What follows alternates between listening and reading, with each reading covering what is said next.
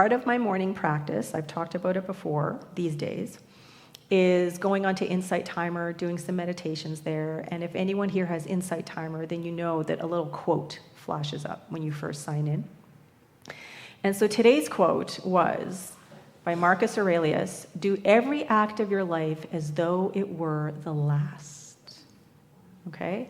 And when I saw that first thing in the morning, I'm like, ooh, yeah, okay. And then I'm like, but wait a minute. Like, does it have to be the last? Do I have to think of it in those terms? And what it made me think of was, going back to a week ago, I think, Michael Hunter from Upspiral Life had a whole post on something like this. But what he honed in on was that people are trying to figure out all sorts of ways to hack life and health so that we can live longer, so that we can be more vibrant, so we can extend our time in this human form on this earth the way that we are right now. And he said, why? Like, for most people, it's just going to mean that they're taking longer to waste their life.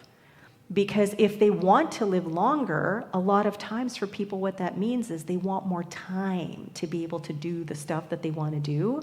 But a lot of people aren't even necessarily aware of it. And so basically, you just give yourself more time to waste the time that you have. And I thought, I really like that.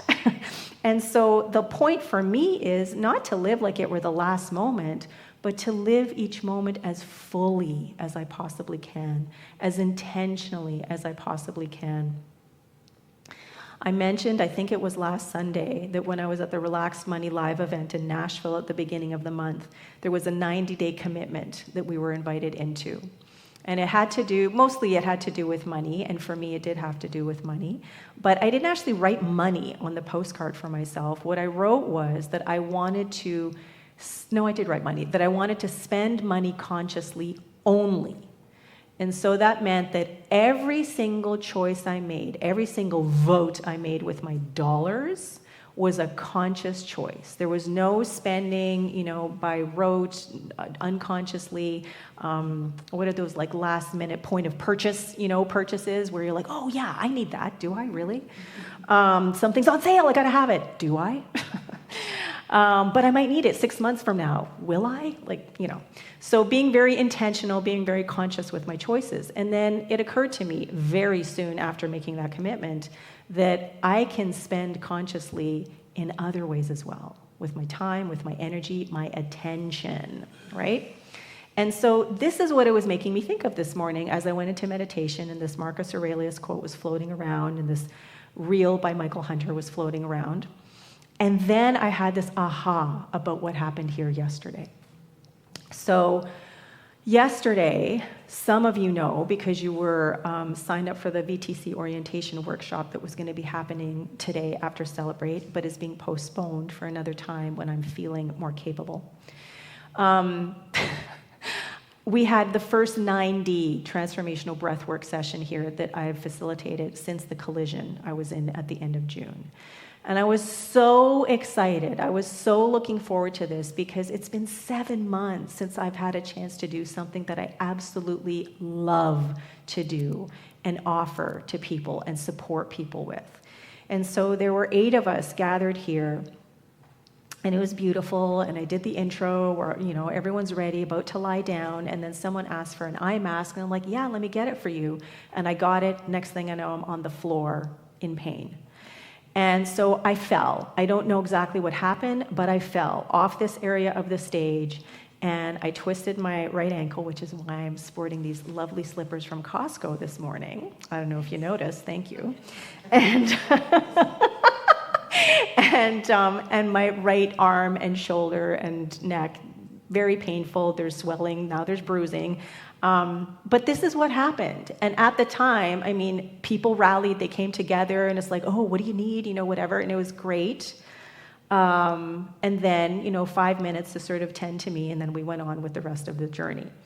And then there was about an hour in between the 90 session and the prayer class that we had yesterday. And so in that hour, I really opened up for my body to be able to process what happened, because I didn't get to break down and cry and feel the pain and whatever. And so I did that and metabolized with my nervous system reset tools. And then it just kind of kept happening throughout the day. But the best place to be here yesterday afternoon, or the best place to be, was here in that prayer class, because it was like a real-time teaching moment of what am I choosing to focus on? Because yes, my foot is swelling in front of my eyes, and yes, there is pain that my body is experiencing here, and yet I know that I am not the swelling, I know that I am not the pain, I know that I am not the bruises that appeared this morning. What I know is that I am the infinite potentiality of the quantum field expressing, that I am God, that I am love in action, in motion, unfolding, unfurling, expressing as fully as I want to, every moment of every day. And so my conscious choice is to express as fully as I possibly can. And that takes awareness, that takes consciousness, that takes commitment, that takes discipline, going to the quote that we had during meditation. And so as all of this is coming up, and I'm thinking back to, there was someone who said, well, your arm, like in some cultures that would say that, reaching out for support, are you reaching out for support? And I'm like, I feel like that's not it. Like, I definitely can learn to reach out for more support, but I don't feel like that's at the crux of it. I know enough from my Louise Hay book that anything to do with the feet is about stepping forward in fear of the future. I know about the left side, I know about the right side, but I wanted to concretize all this for myself. So fear of the future is the first thing, and not stepping forward in life. And then the arm actually represents the capacity and ability to hold life's experiences. The left side is the feminine side, which is about receptivity, about self-care, and about mothering, which is what our journey was about yesterday, healing the mother wound. And then the right side is the masculine side, which is the side of action and the side of letting go. And so what came to me was, it wasn't about support, and even though it could be about those things, it was about falling short. And so this whole question came to me, which was, where do I fall short? Which is the title of my talk. Where are you falling short? Because when I went back to that Marcus Aurelius quote, or even the Michael Hunter Upspiral life, where it's just like, live every moment to the fullest. Make conscious choices only. Am I doing that? Am I doing that in every single aspect of my life, every single moment of every single day? I endeavor to. And yet, if I think back to, the foot, the arm, the left and the right sides, and even this idea of reaching out to support, what actually came to me was that not that I don't necessarily reach out for support, but I reach out for support that isn't there, that isn't available to be given. And then I get frustrated and upset, and my suffering comes from the expectation of why isn't this person helping me? Why isn't this person giving me what I need? And the point is that there's no amount of external stuff that can come sometimes that will actually give me what I need, which is something I need to tend to myself in here. There's also this cool saying, I think I've shared it here before, that our friend Dr. Lori from our Noticing Ninjas group on Tuesdays shared. You can't expect someone to give you $100 when all they have is 10. And I just thought, wow, that's a good one, right? The number of times I'm like, this is the bar and this is the expectation I have, and yet it's it's not available. And then that also made me think of, how is it sort of the flip side, where how much am I giving where I'm running myself ragged and there's kind of nothing left to give, or it feels that way. So why do I keep trying to give $100 when maybe 10 would be enough? So what am I afraid of? The foot thing? Well, bottom line for me, when I really get down to all of it, homelessness is one thing. That's just in the atmosphere for me, if I unlayer all of the stuff. And ultimately, wasting my life. That's the biggest fear for me. That I will have not lived to my absolute fullest, that I will have not offered all of the gifts that I have to give, that I won't live my life creatively in the way that only I can, the way that God is expressing in, through, and as me. And the only person that is getting in my way from doing that is me, right? But it can be so easy to do because we're so attached to our stories. We're so attached to the way things have been, the memories, the familiar. Well, this got me here, so it can probably get me a little bit further. But sometimes drastic steps need to be taken, and those steps are in consciousness and awareness and intention. And then I thought about, okay, the arm thing, because my arm really, it's bugging me. So, okay, what are you trying to tell me, arm? What is the lesson that I am to learn here? How is my capacity to hold the experiences of life being reflected in my ability? Well, for many people, 2025 was a rough year. And the more I hear about it, the more I buy into it, I have to say. But even if we go from the year of the snake to the year of the horse, we just had that transition. There was a lot of letting go and sloughing off of stuff that doesn't work, that doesn't fit. And it's been incredibly painful. It's been painful for people. It's been painful for societies. It's been painful for countries. It's been painful for this globe. And so now we're in this new year, which doesn't have to be like, that's what happened that year, this is what's going to happen this year. Because from a new thought perspective, every moment is a brand new moment to experience life differently. But still, there is something in the collective consciousness, and the collective consciousness can be super strong and super attractive and appealing. And so we can find ourselves getting sucked in from time to time. I know I do. And so for me, I'm like, okay, so this is what the year of the horse is supposed to be like. Last year was like this. My preference would be to have a different experience of this year. And so what is mine to do, which is what we talked about in the prayer class yesterday, is I really need to be clear on what it is that I want. And I need to committedly, intentionally direct my focus onto what it is that I want. And so yesterday, as I was sitting there with my foot ballooning up a little bit and in pain, then this was such a great opportunity to just go, okay, this is what's happening. I'm not ignoring it. I'm not sticking my head in the sand and saying, no, my foot isn't swelling, my arm isn't feeling broken. I'm saying this is happening, and yet this is what I know. This is what I choose to focus my attention on. And I got to tell you, in that 2.5 hours that we were sitting in that class, that was the best I felt yesterday.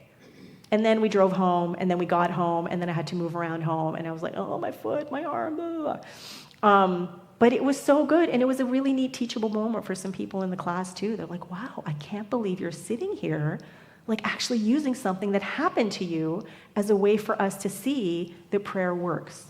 And so there was an opportunity. One of the people in the class offered some spiritual mind treatment or affirmative prayer specifically for me.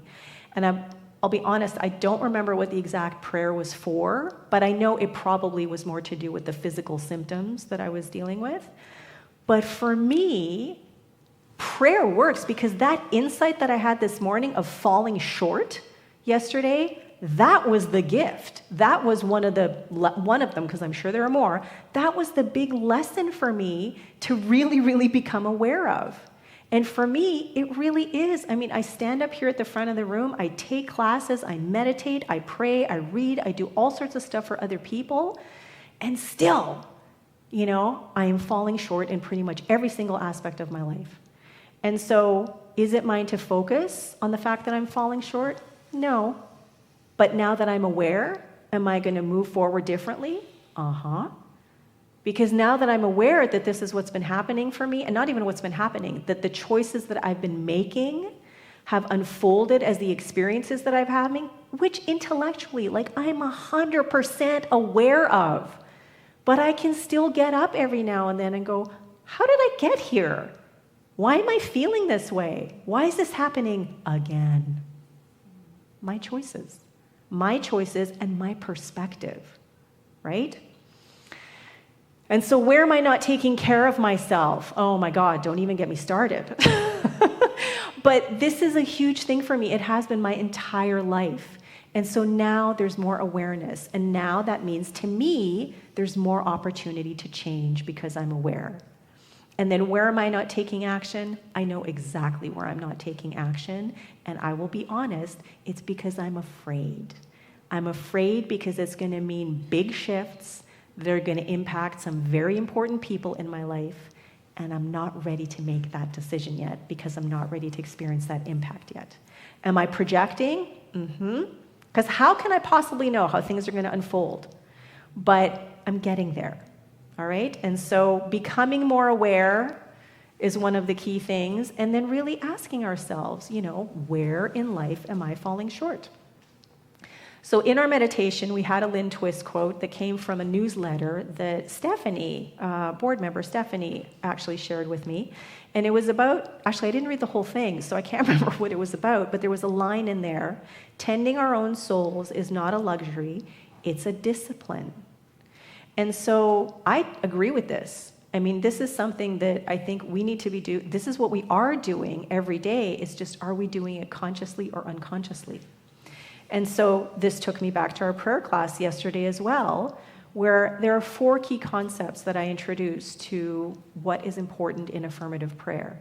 There are 2 that are talked about in Science of Mind or religious science courses, and that's that Ernest Holmes, the founder of religious science, the author of the massive fat tome, The Science of Mind, that he says that feeling is the key ingredient in prayer. Without feeling, it's just a bunch of words, and maybe or maybe not things might demonstrate. But you add some feeling in there, Joe Dispenza says the same thing, then that's the juice in the affirmative prayer. That is what makes it move. That is what then brings you closer to the reality that you want to experience versus what you're experiencing in this moment. Then there's also faith. And faith is from Thomas Troward, who was the biggest influence on Ernest Holmes. And for him, without faith, prayer doesn't work, or it doesn't work as effectively. And so this is about belief. This is about trust. This is about knowing who and what you are as you are affirming something, and then trusting and knowing that whatever it is that you are praying for, whatever it is that you are affirming, is already done in the mind of God, in the land of source, in the quantum field of infinite potentiality. And then I wanted to bring in 2 things that I think are really, really crucial. One is alignment. And that goes with our yearly theme of align. Because if our conscious mind is not in alignment with our subjective mind, I'm pointing to here, then there's incongruency there. There's misalignment. And whenever there is misalignment, then the aspect of mind that is going to win out every single time is subjective mind. And this is the area where all thought, all memory, all beliefs, all ideas exist. And if we don't know what ideas we're entertaining, what memories we're holding on to, what beliefs we're holding on to, then we might be confused as to what our experience of life is based on what we're consciously thinking.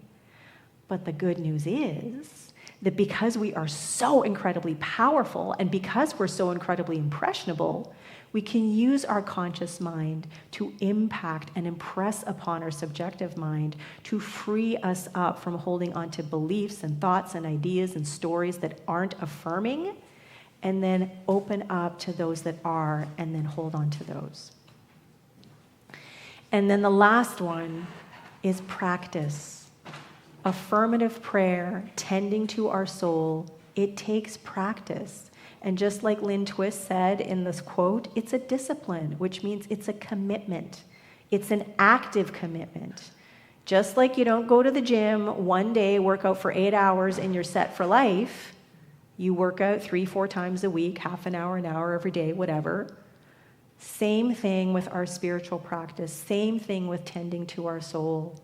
It is a daily practice, and it'll change from time to time, depending on what it is you resonate with, depending on what it is you're navigating in your life. And the more practiced we become at it, then the more equipped and empowered we are to navigate those larger, tougher, more challenging things, like big dis-ease, like our home burning down in a fire, like being aware of what is happening in other parts of the world and not really knowing how to be with it. So there was another quote on Insight Timer either yesterday or a couple of days ago by Matsuo Basho, who was I think it's 17th century Japanese poet who perfected the haiku. And his quote was, "Every day is a journey, and the journey itself is home." And this really landed for me, because we're not trying to get somewhere. We're not trying to become something. If we open up to Rupert Spira, who I just love these days, where he talks about we don't need to become anything. We already are God. We already are love. We just need to be more of it. We just need to show up more fully as that. We just need to spread the love and trust and know that love is our true nature for ourselves, each other, and our world. And so my questions to you as we end are, is there somewhere in your life that you're falling short? Is there something that you can let go of that isn't serving you or affirming you in some way? Are there better ways in which you can take care of yourself? And where can you take committed action to stand more fully revealed as infinite being, the love you truly are, every moment of every day? Thank you, and so it is.